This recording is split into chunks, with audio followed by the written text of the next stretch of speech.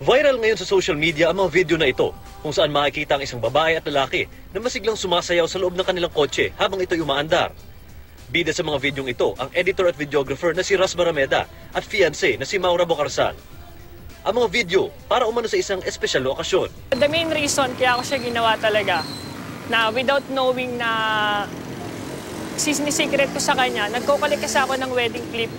Actually, yung mga memorable clip na pwede kong gamitin for our upcoming wedding this November. Hindi daw inakala ng dalawa na ani ng napakaraming online hits ang kanilang mga video na simpleng choreography ng kamay at braso kasabay ng tugtog ang kanilang ginawa. Pero bukod sa puri, umani din ng batikos ang mga video. Delikado daw kasi ang ginawa ng dalawa, lalo ang pagmamaneho ng hindi suot ang seatbelt, bagay na labag sa Republic Act 8750 o Seatbelt Use Act of 1999. Paliwanag ni Barameda. Delikado in a sense kasi it's in our law na kailangan natin mag-seatbelt. Pero for the sake kasi na meron akong main objective talaga na makakuha ng magandang clip, tinanggal namin yung seatbelt for the sake na kailangan namin sumayaw for 30 seconder, 40 seconder.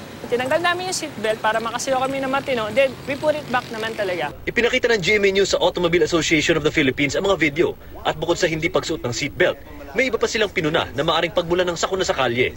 Okay lang yung kumanta ka, no? Pero kung sumasayaw ka, binibitawan mo pang manibela, napakasama nun. No? Kasi kung may biglang mangyari, may biglang tumawid, mas matagal ka makaka-react kasi hindi mo hawak yung manibela. So, lugar, iilag ka lang na gano'n, meron pang time yung pagpunta mo doon sa paghawak sa manibela. Sagot naman dito ni Barameda. Nag-aano kami ng timing na maluwang yung daan, na kahit bumitaw kami, walang dadaan at walang intersection.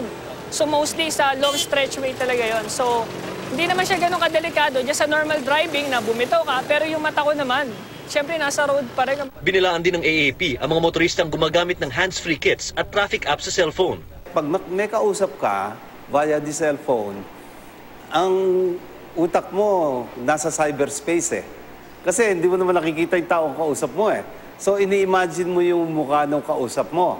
So, yung pag-iisip mo nasa cyberspace, no?